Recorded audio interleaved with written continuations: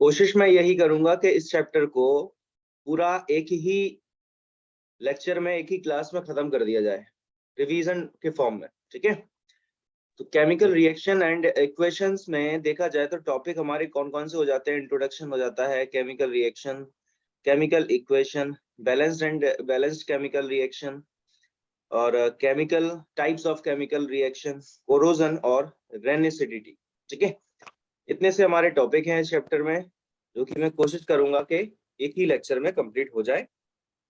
जैसे यहाँ पे पहला है इंट्रोडक्शन की। अगर हम लोग बात करते तो इंट्रोडक्शन में क्या है कि most of the substance around us undergoes various changes. हमारे चारों तरफ जो बहुत सारे सब्सटेंसेस होते हैं उनमें कई सारे चेंजेस होते रहते हैं, टाइम टाइम पे चेंजेस होते रहते हैं।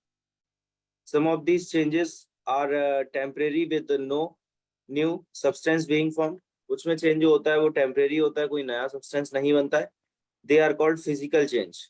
इस तरह के चेंज को हम कह देते हैं फिजिकल चेंज। जब भी कोई नया सब्सटेंस ना बने, जब कोई नया सब्सटेंस ना बने तो उसको हम कह देते हैं फिजिकल चेंज।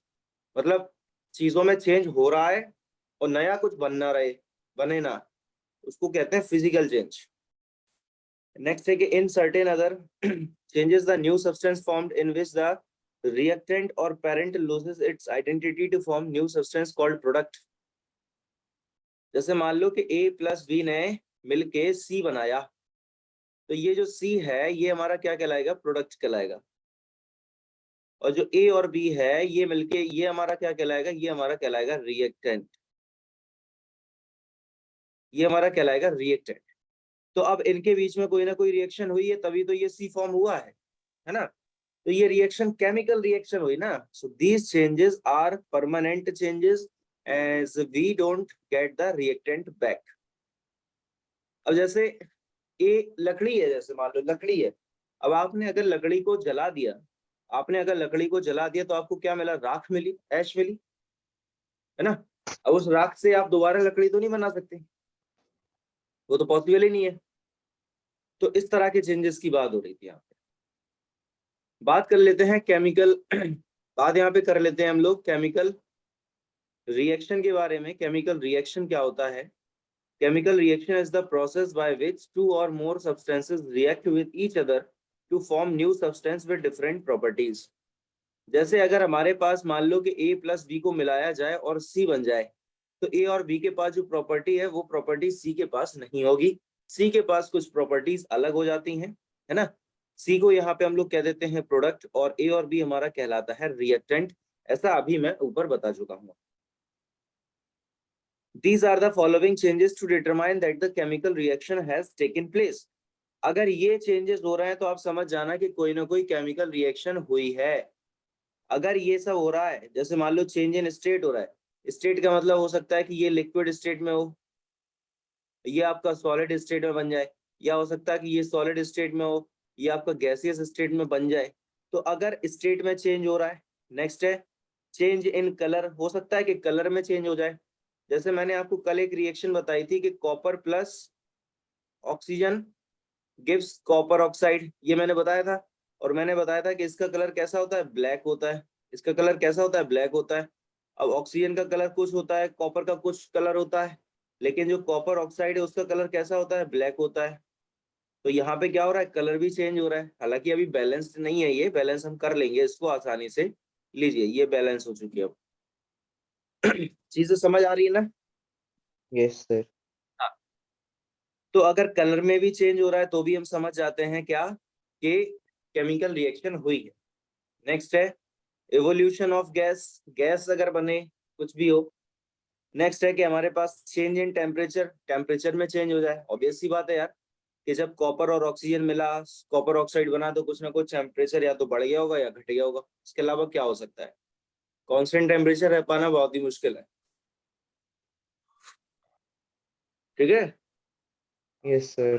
हाँ जी। तो हम यहाँ पे बात करने वाले हैं केमिकल इक्वेशन के बारे में कि केमिकल इक्वेशन क्या होती है। तो a chemical equation is the symbolic representation of a chemical reaction. Chemical reaction का एक सिंबॉलिक रिप्रेजेंटेशन है। मतलब जैसे कोई भी केमिकल रिएक्शन हो रही है, जैसे आपसे बोला जाए कि नाइट्रोजन और हाइड्रोजन ने मिलकर अमोनिया गैस बना दी, या कॉपर और ऑक्सीजन ने मिलकर कॉपर ऑक्साइड बना दिया, तो अब इसको आप रिप्रेजेंट कैसे करेंगे? इसको आप रिप्रेजेंट कैसे करेंगे? तो इसको रिप्रेजेंट करेंगे ना ऐसे आप, तो यही हमारी केमिकल रिएक्शन कहलाती है। इसी को हम केमिकल रिएक्शन बोलते हैं, इस तरह से हम इसको रिप्रेजेंट करते हैं। ठीक है, तो ये हमारी हो जाती है केमिकल इक्वेशन। तो a chemical equation is the symbolic representation of a chemical reaction in the form of symbolic and formula symbols and formula wherein the reactant entities are given on the left hand पे क्या होता है, reactant होते हैं, and the product entities on the right hand, और product बनता है right hand में। जैसे यहाँ पे बात की जाए कि मैग्नीशियम और ऑक्सीजन मिलके मैग्नीशियम ऑक्साइड बनाता है। ठीक है, जैसे मान लेते हैं कि मैग्नीशियम और ऑक्सीजन ने मिलके क्या बना लिया, हमारा मैग्नीशियम ऑक्साइड बना लिया MgO। हालांकि रिएक्शन ये भी बैलेंस नहीं है, इसको भी हम बैलेंस कर सकते हैं। ये हो जाएगा 2MgO और यहाँ पे भी हो जाएगा Mg। जैसे मान लो ये इक्वेशन बनी है, तो अब इसमें जो ये लेफ्ट साइड में जो भी कुछ लिखा हुआ है, लेफ्ट साइड का जो भी है, उसको हम लोग क्या कहते हैं, उसको हम लोग क्या कहते हैं, बताओ क्या कहते हैं, बताओ क्या कहते सर हैं? रिएक्टेंट। और ये राइट साइड वाला क्या कहलाता है? प्रोडक्ट। ये राइट साइड वाला हमारा कहलाता है प्रोडक्ट, और लेफ्ट साइड वाला हमारा ये कहलाता है रिएक्टेंट। ठीक है, अब जब प्रोडक्ट मिलेंगे, सॉरी रिएक्टेंट मिल जाएंगे आपस में, रिएक्शन करेंगे तो प्रोडक्ट बनाएंगे। तो प्रोडक्ट बनाएंगे तो कोई ना कोई हीट बाहर निकलेगी या कोई ना कोई हीट को एब्सॉर्ब करेंगे। सिंपल सी बात है ना यार, बताओ गलत कह रहा हूँ मैं? हम भी, आपने बायो पढ़ी है, आप भी कुछ खाना खाते हैं तो हीट एब्सॉर्ब होती है, हीट रिलीज होती है, कुछ ना कुछ तो चलता ही रहता है ना बॉडी के अंदर, पता है? तो ग्लूकोज वगैरह वगैरह वो क्या होता है बायोलॉजी में, आपको सब पता होगा, आप तो पढ़ते हो ना। हाँ। तो बैलेंस्ड केमिकल रिएक्शन इक्वेशन क्या हो जाती है, बैलेंस्ड केमिकल इक्वेशन क्या हो जाती है? मैंने आपको बताया बैलेंस्ड केमिकल इक्वेशन में क्या होता है कि अगर number of atom at the left side of the reaction is equal to number of atom at the right side of the chemical reaction, तो इसी को हम कह देते हैं बैलेंस्ड केमिकल इक्वेशन। समझ पा रहे हो? Yes sir. हाँ जी। So the chemical equation that shows the chemical reaction needs to be balanced. A balanced chemical equation occurs when the number of atom involved in the reactant side is equal to the number of atom in the product side. मतलब जितने number हैं हमारे पास atom के, उतने ही left में होने चाहिए, उतने ही राइट में होने चाहिए।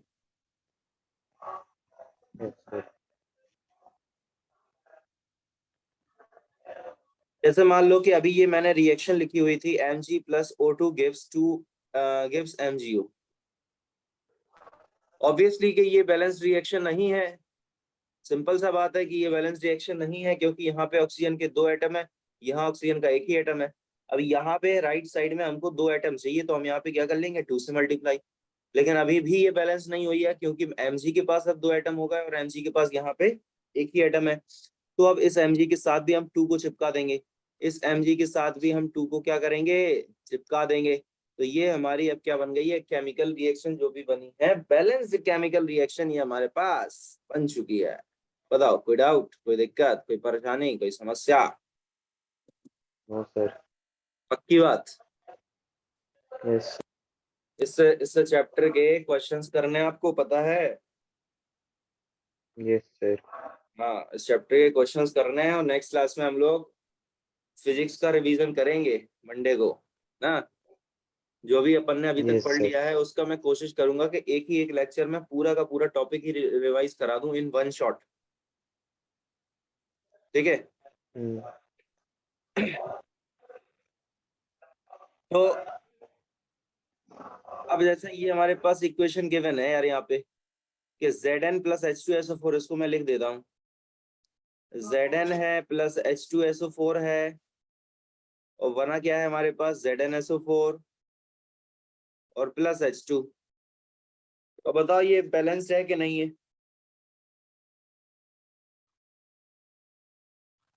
देख लो आप। यस सर, बैलेंस्ड है बैलेंस्ड है।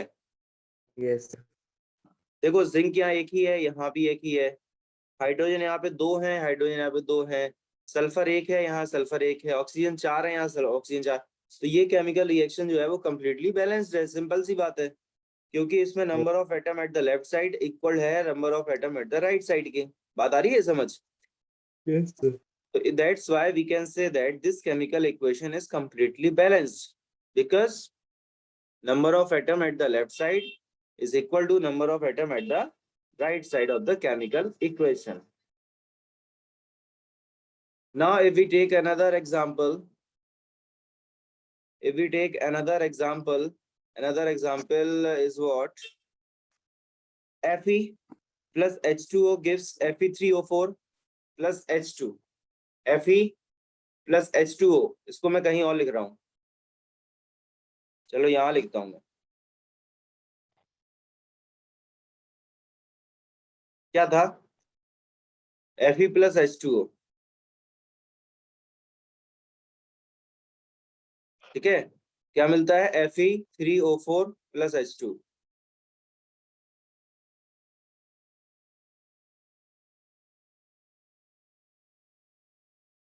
चलो बताओ,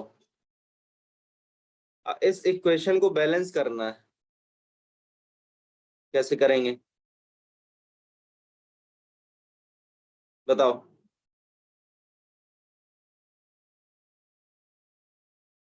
बोलो बोलो। Sir, बताओ।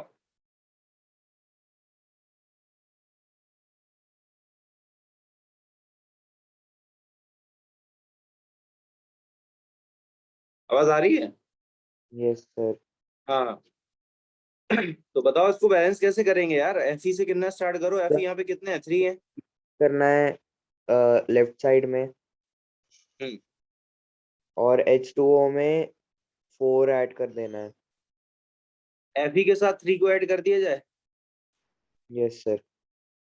H2O के साथ 4 ऐड कर दिया जाए। Yes sir. और फिर राइट साइड में H2 के साथ 2 ऐड करना है। ये चलो यस देखते हैं। सर। तो Fe यहाँ पे 3 हो गए, बिल्कुल हो गया। Fe तो बैलेंस हो गया, Fe का यहाँ पे हेडिक खत्म, बैलेंस हो गया है। अब बचता है हाइड्रोजन। तो हाइड्रोजन का देखते हैं, हाइड्रोजन यहाँ पे कितने 8 मॉलिक्यूल है, यहाँ पे हाइड्रोजन कितने हैं भाई साहब? 4 मॉलिक्यूल है। सर तो 4 कर देंगे H पे हाँ, ऐड। तो यहाँ पे हमको 2 की जगह क्या करना होगा? फिर 4 करना होगा। तो यहाँ पे हो जाएगा हमारा 4, है ना? तो अब 4 to yes. The 8, 4 to the 8, यानी हाइड्रोजन भी बैलेंस हो गया। बात आ गई ऑक्सीजन की। तो ऑक्सीजन यहाँ पे देखो ये 4 है, और ऑक्सीजन यहाँ पे भी 4 है, ऑक्सीजन भी बैलेंस है। Now we can say that this chemical equation is completely balanced, है ना? सर। तो देख लो आप, यही केमिकल इक्वेशन की बात हो रही थी। इसी केमिकल इक्वेशन को हम लोगों ने क्या किया? बैलेंस कर लिया है, ठीक है। Yes sir. जल्दी से बात कर लेते हैं हम लोग टाइप्स ऑफ केमिकल रिएक्शन की, कि केमिकल रिएक्शन के कितने टाइप होते हैं। जैसे पहला है हमारे पास कॉम्बिनेशन रिएक्शन। कॉम्बिनेशन रिएक्शन बहुत ही सिंपल है। ये सब मैं देखो सब पढ़ा तो आपको चुका था पहले से, रिवीजन हो रहा है बस, तो आपको आना तो चाहिए ना यार, है ना? Yes sir. क्या होता है बताओ? कॉम्बिनेशन रिएक्शन में क्या होता है? क्या लिखा है? Such a reaction in which a single product is formed. सिर्फ एक ही प्रोडक्ट बने। जैसे मान लो कि CaO calcium oxide plus H2O, इससे हमको मिलता है क्या? Calcium hydroxide. ये आपका क्या कहलाता है? CaOH का जो वोल्टाइज है ये आपका क्या कहलाता है? कैल्शियम हाइड्रोक्साइड,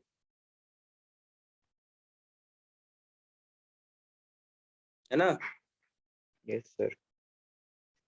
ये आपका कहलाता है कैल्शियम हाइड्रोक्साइड, और CaO क्या कहलाता है? Calcium oxide. ये आपका कहलाता है कैल्शियम ऑक्साइड, और ये CaOH का वोल्टाइज है।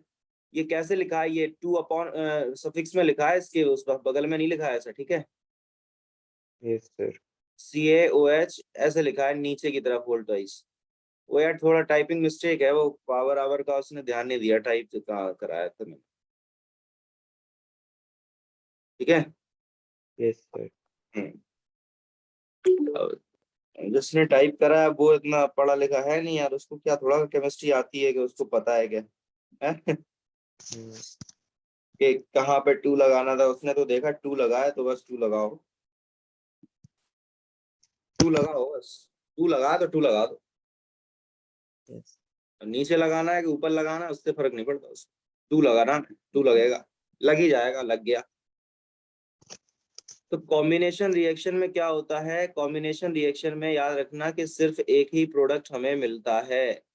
कॉम्बिनेशन रिएक्शन में याद रखना कि हमको सिर्फ एक ही प्रोडक्ट मिलता है, याद रखना इस बात को। जैसे CaO मिलके H2O के साथ मिलके क्या बनाते हैं, CaOH का होल ट्वाइस। अब देखो यार ये केमिकल रिएक्शन हो रही है, पता कैसे हमें पता चलता है कि केमिकल रिएक्शन हुई है, क्योंकि आप देखो कि यहाँ पे स्टेट चेंज हो रही है, सॉलिड था ये लिक्विड था, ये एक्वस बन गया। अभी मैंने आपको ऊपर बताया था कि यार लिक्विड स्टेट भी तो चेंज होती है केमिकल रिएक्शन में। पहला ही पॉइंट था कि स्टेट चेंज हो जाती है, पहला ही पॉइंट था कि जब भी कोई केमिकल रिएक्शन होती है तो स्टेट चेंज हो जाती है ना। यस तो यहाँ पे भी आप देख सकते हो, एक्वस का मतलब समझते हो क्या है? सर, पानी वाला। हाँ वैसे ही, यस सर। ठीक है। तो CaO कैसा था, सॉलिड था, H2O कैसा था, लिक्विड था, और बना क्या, CaOH का होल ट्वाइस या एक्वस था। तो स्टेट तो चेंज हो गई ना, यस सर। तो ऑब्वियस सी बात है फिर केमिकल रिएक्शन हो गई।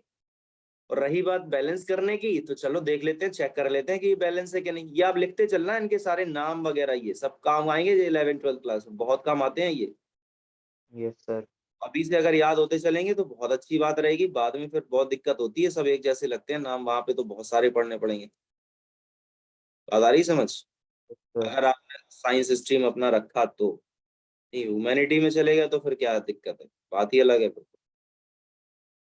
यस है ना। सर। बोले सर, आप कह रहे थे सर वो नाम याद करने पड़ेंगे, अब आप बताइए कैसे करने पड़ेंगे, जो था अब तो मैंने सर ह्यूमैनिटी ले लीजिए, अब भी नाम याद करने पड़ेंगे आपको, राजा महाराजा के, उनके, उन्होंने जो बनवाए हैं किले विले उनके सबके, ज्योग्राफी में याद तो सब जगह करना पड़ेगा। तो हमारी ये लाइन जो लिखी है, calcium oxide react with water to produce slaked lime, calcium hydroxide, या क्या कहते हैं इसको, स्लेक्ट लाइन कहते हैं, slaked lime, releasing a large amount of heat. अब ये क्या कर रहा है यार, हीट को, अमाउंट को, हीट हीट को रिलीज कर रहा है, क्या कर रहा है, हीट को रिलीज कर रहा है। आगे देखो, solution of slaked lime produced by the chemical sorry by the reaction is used for white washing walls. Calcium hydroxide reacts slowly with the carbon dioxide in air to form thin layer of calcium carbonate. देखो calcium hydroxide जो है, अगर वो calcium sorry carbon dioxide से reaction करता है तो वो क्या बनाता है, कैल्शियम कार्बोनेट बनाता है। लेकिन ये रिएक्शन कैसा होता है, स्लो होता है।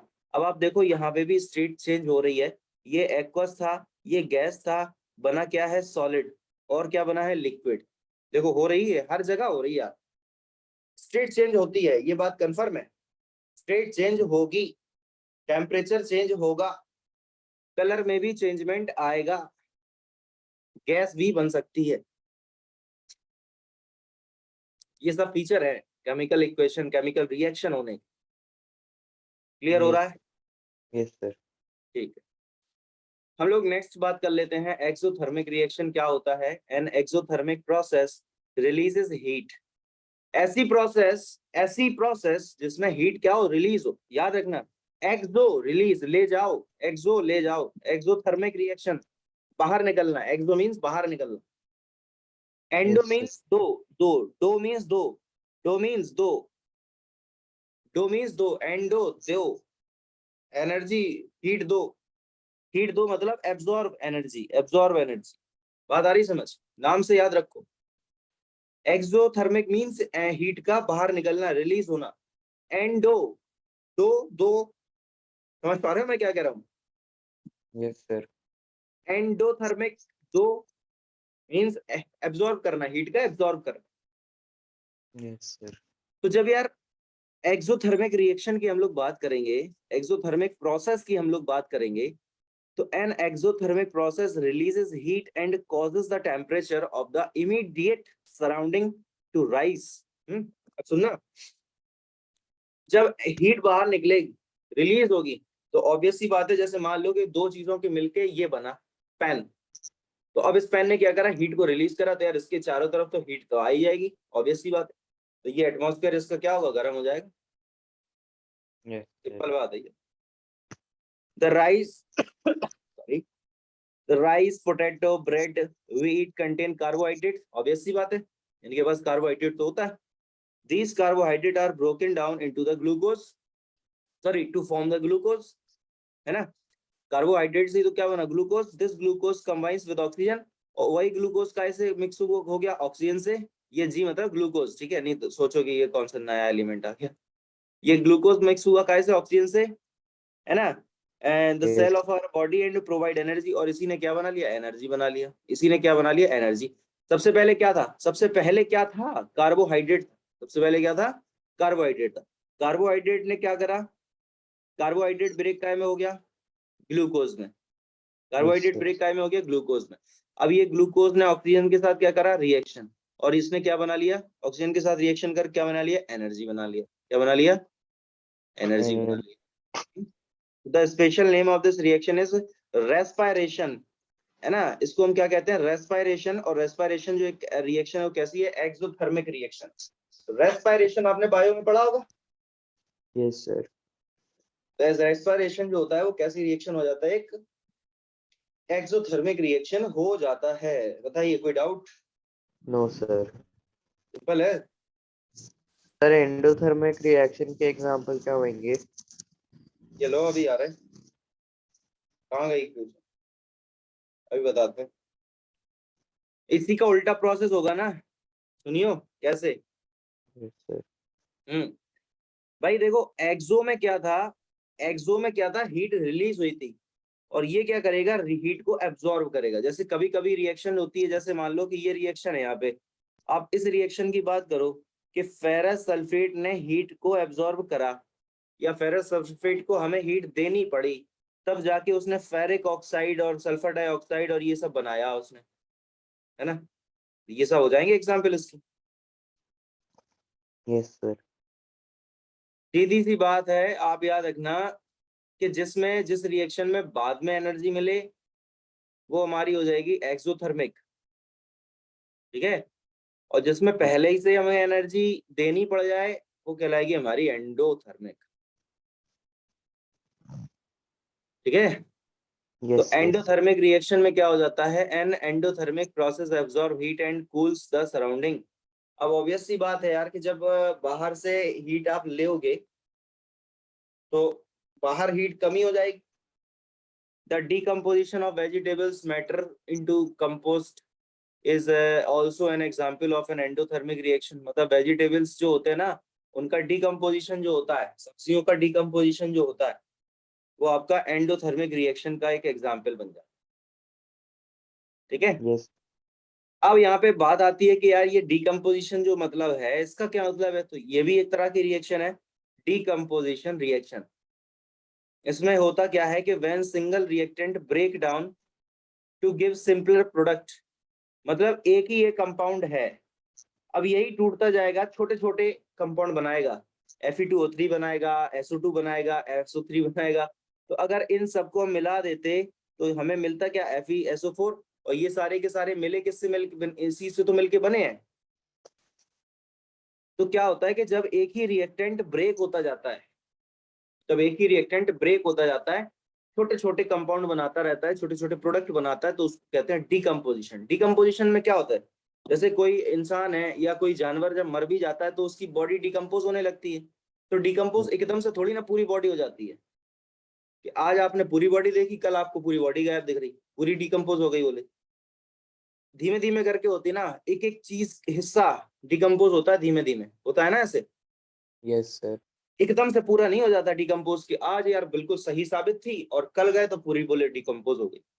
ऐसे थोड़ी होता है। तो Yes, sir. डीकम्पोजिशन रिएक्शन में क्या होता है, सिंपलेस्ट फॉर्म बनता है, किस क्या बनता है, सिंपलेस्ट फॉर्म बनता है। जैसे हमारी बॉडी जो है, हमारी बॉडी किससे मिलके बनी है, कई सारे सेल से मिलके बनी है। हमारी बॉडी सेल से ही तो मिलके बनती है यार। Yes, sir. सेल ही तो सबसे छोटी यूनिट होती है। तो जब हमारी बॉडी सेल से मिलके बनी है तो इसको, इसका उल्टा कर दो आप, बॉडी बनी सेल से मिलके, अब हमें सेल फिर चाहिए तो डिकम्पोजिशन चाहिए। अब हमें बॉडी का क्या चाहिए, डिकम्पोजिशन। अब यहाँ बॉडी की बात नहीं हो रही, यहाँ पे रिएक्शंस की बात हो रही है। तो जब कोई भी एक हमारे पास एक प्रोडक्ट हो जाएगा, सॉरी कोई भी हमारे पास एक कंपाउंड होगा, उसी कंपाउंड, सिंगल कंपाउंड होना चाहिए लेकिन, तो हमारे पास कोई भी एक कंपाउंड है, उसी कंपाउंड को अगर आप क्या करते हो, ब्रेक करते हो छोटे छोटे उसके एटम्स में, तो बस उसी को हम लोग कह देते हैं डीकम्पोजिशन रिएक्शन। चलेगा ऐसा, कोई दिक्कत? No sir. अब देखो ऊपर हम लोगों ने एक रिएक्शन पढ़ी थी, ऊपर हमारी रिएक्शन थी कॉम्बिनेशन रिएक्शन।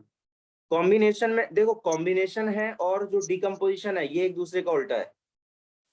मेरी बात सुनना, यहाँ पे मैं क्या कह रहा हूँ कि एक हमारे पास है कॉम्बिनेशन रिएक्शन,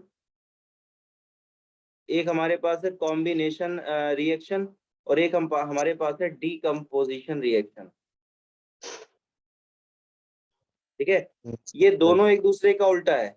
कैसे? आप सुनो बात भाई। कॉम्बिनेशन में क्या होता है, कॉम्बिनेशन में क्या होता है कि सारी चीजें मिलके एक कंपाउंड बनाते हैं। कॉम्बिनेशन में क्या होता है, वन प्रोडक्ट बनता है। इसमें क्या होता है, वन प्रोडक्ट बनता है। और डीकम्पोजिशन में क्या होता है, एक ही कंपाउंड छोटे छोटे एलिमेंट में बन जाता है। जैसे अगर मैं आपसे बात करूं कि एक हमारे पास ये रिएक्शन है, A + B गिव्स C, तो ये आपका क्या कहलाएगा, ये आपका कहलाएगा कॉम्बिनेशन रिएक्शन, क्योंकि A और B कंबाइंड हो गए, कॉम्बिनेट हो गए, कंबाइंड हो गए। इससे हमको क्या मिल गया, C मिल गया, एक ही प्रोडक्ट तो मिला। Yes sir. डीकम्पोजिशन में क्या हो जाएगा कि C गिव्स B + A या A + B। डीकम्पोजिशन में क्या हो गया कि ये जो C था, एक था पूरा, वो डिकम्पोज हो रहा है छोटे छोटे एलिमेंट्स में।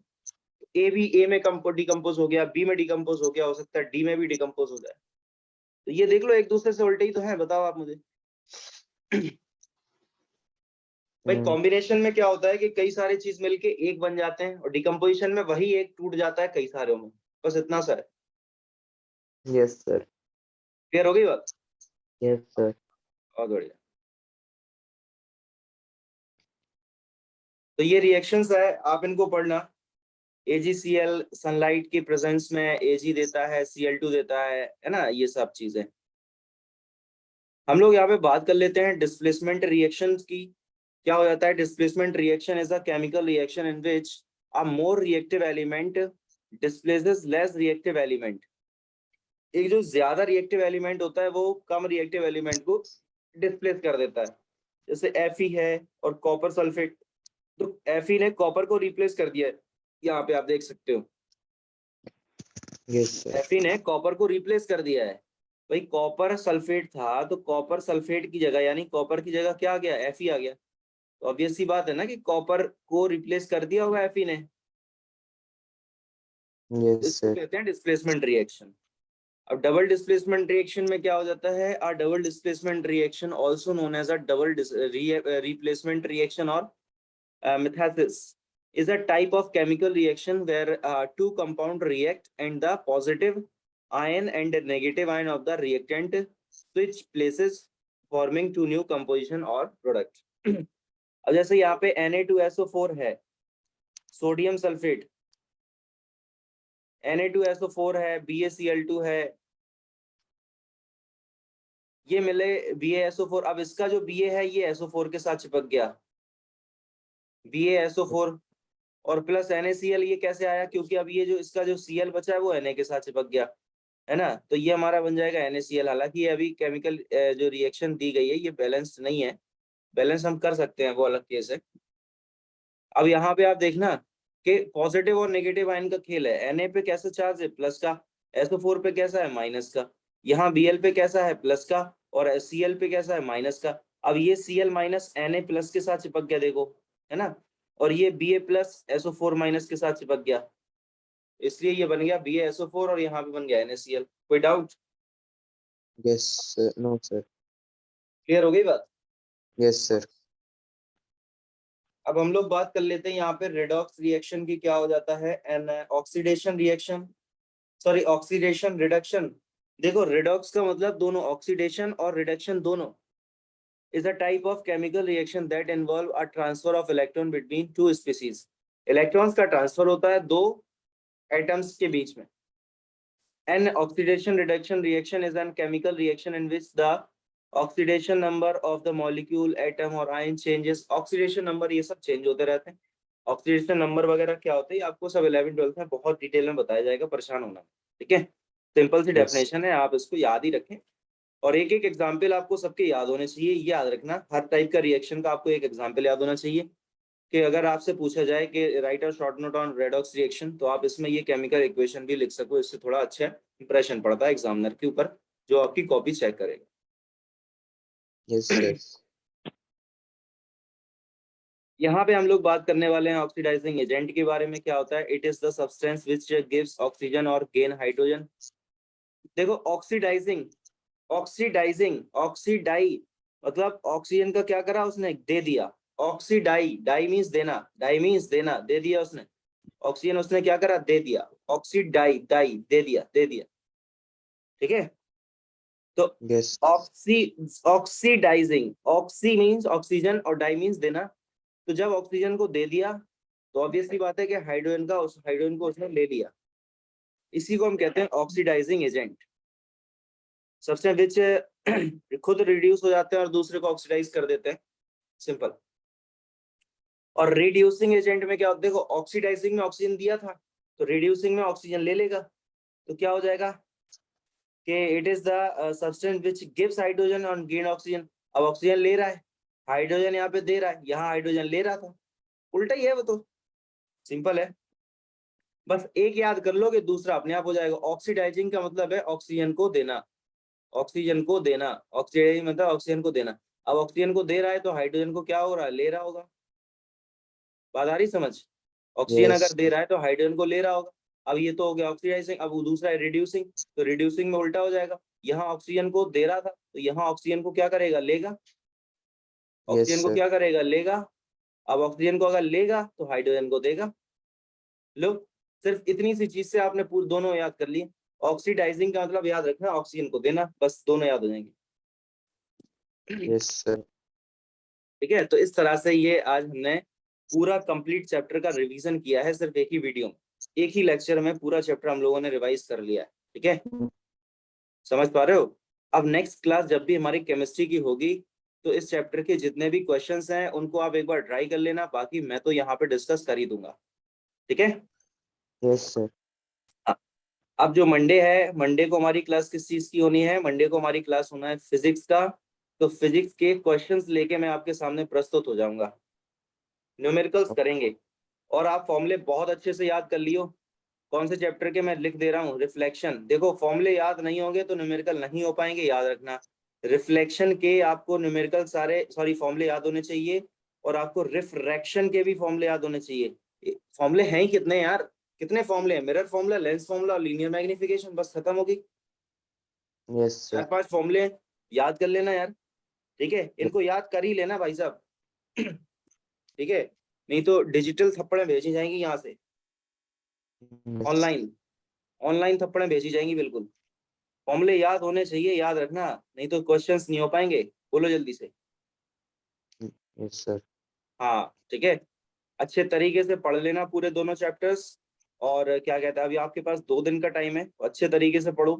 सैटरडे और संडे, मंडे को क्लास करेंगे। ठीक है, अच्छे Yes, sir. तरीके से पढ़ना, चीजों को अच्छे तरीके से याद करियो। ठीक है, समझ में आ रही बात? Yes, चलो sir. ठीक है, फिर मिलते हैं नेक्स्ट क्लास में। फिजिक्स से स्टार्ट करेंगे और फिजिक्स में हम लोग रिफ्लेक्शन और रिफ्रैक्शन के न्यूमेरिकल्स करेंगे ट्राई। ठीक है, मंडे को क्लास करेंगे। Okay, Okay, sir. चलो फिर बाय। Bye, sir.